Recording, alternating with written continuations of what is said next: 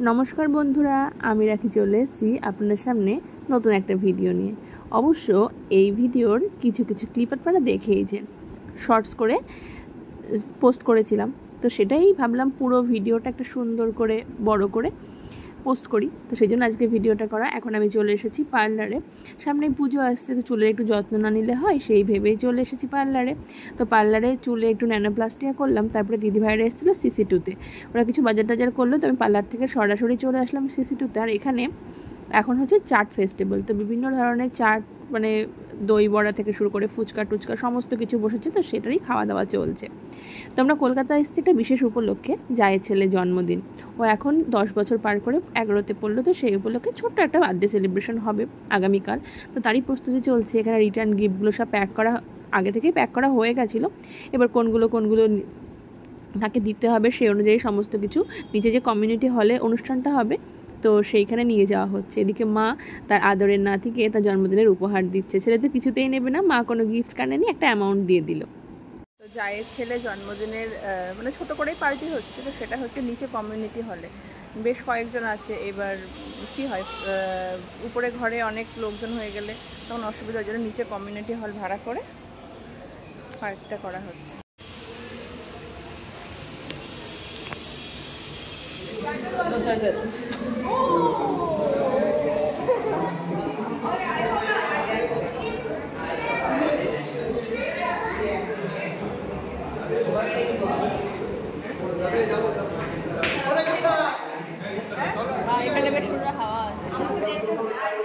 সাধারণত আমরা প্রত্যেক বছরই এই দিনটাতে কলকাতায় আসার চেষ্টা করি।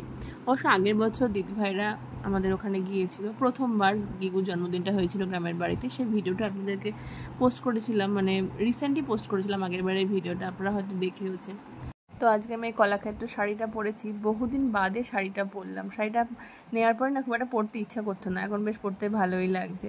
আর ছেলে এদিকে সারা ঘর ছোটাছুটি করে বেড়াচ্ছে, ওর সমবয়সী কেউ নেই, কিন্তু একাই চারিদিক মাতিয়ে রেখে দিয়েছে। একটু পরেই কেক কাটা হবে।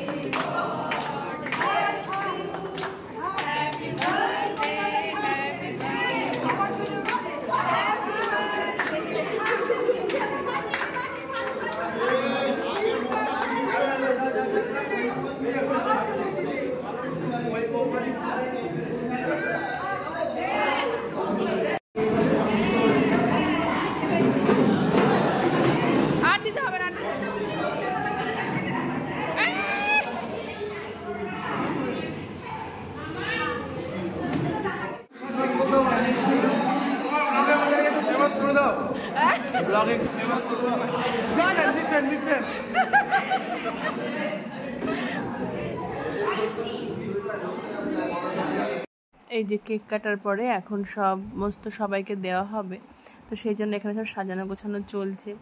তো জন্মদিনটা রাতেরবেলায় সেলিব্রেট করার কথা ছিল প্রথমে, তো এখন তো ওদের স্কুলে হাফ ইয়ারলি পরীক্ষা চলছে গিগুদের স্কুলে, তো সেই জন্য রাতেরবেলার হলো না, কারণ কালকে সোমবার অনেকের পরীক্ষা আছে, ওই জন্য অনেকে নাও আসতে পারে, সেই জন্য দুপুরবেলাতেই করা হলো।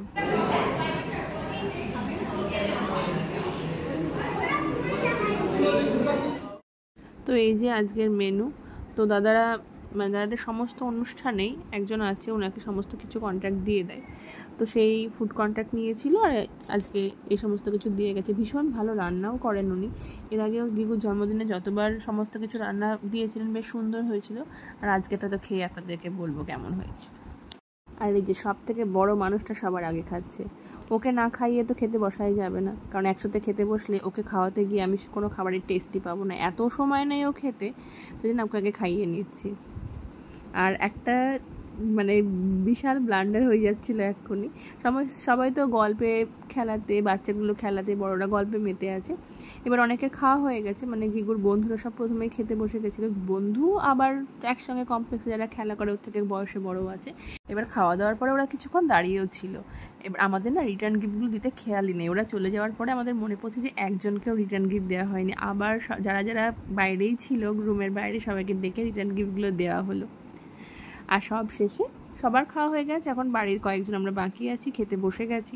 তো আমি সবার ভিডিও করলেও আমার ভিডিও করার যেন লোকই নেই, কাউকে পাচ্ছিই না যে আমাকে একটু ভিডিও করে দেবে, ক্যামেরাটা ধরে দেবে, আমি একটু সামনে ক্যামেরার সামনে পোজ দেবো। কারণ সবার ভিডিও তুলছি, কেউ যদি আমার ভিডিও তুলে সেটা তো ভালোই লাগে দেখতে, ক্যামেরায় মানে ভিডিওতে নিজেকে দেখতে বেশ ভালোই লাগে। সেই জন্য ননদের ছেলেকে বললো আমাকে একটু ভিডিও করে দে।